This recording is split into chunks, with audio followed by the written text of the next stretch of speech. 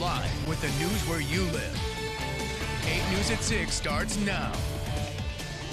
On your screen right now, highlighted in orange right there, you can see the many Richmond neighborhoods still under a boil water advisory tonight. All those residents are waiting on results from last night's water sample. The city took its second set of samples this afternoon.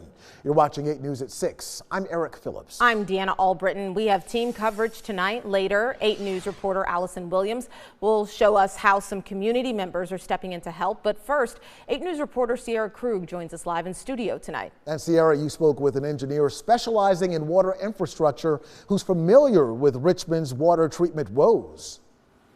Well, that's right, Eric. Deanna, he said that the fact that such a widespread boil water advisory has happened twice now in just 6 months is not just rare, but concerning, especially for a city of Richmond's size.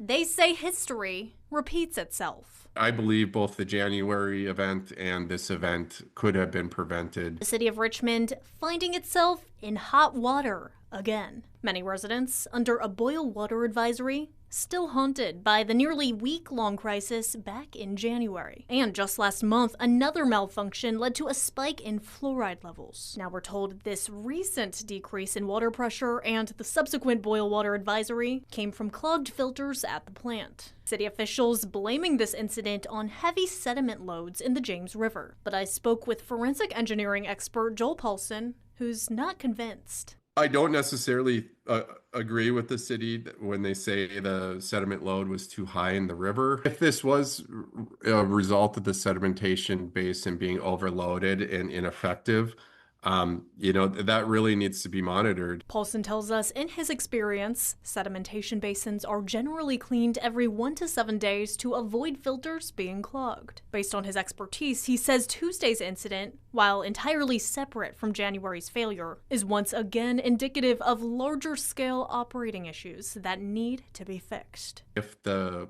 sedimentation basin was operating effectively and it was being cleaned on a timely basis, they should be able to add enough chemicals to remove the particles and keep their system operating effectively. The city previously released a third-party report after January's water crisis, citing a series of systemic issues within its water system and ways leaders are working on improving things. Now, the Department of Public Utilities' new director, Scott Morris, speaking at a government operations meeting Wednesday, saying there's clearly more to be done. We'll sit down with my staff, sit down with VDH. We'll go through and set up some protocols, some barriers to make sure that this won't happen again. But for a city of Richmond's size, Paulson says there's no time to wait. We all understand that, pipes break sometimes and they need to be fixed.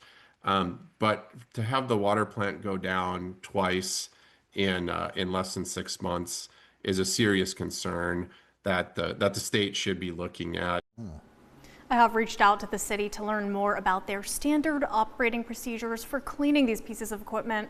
They tell me they're processing my request. Live in the studio, Sierra Krug, 8 News.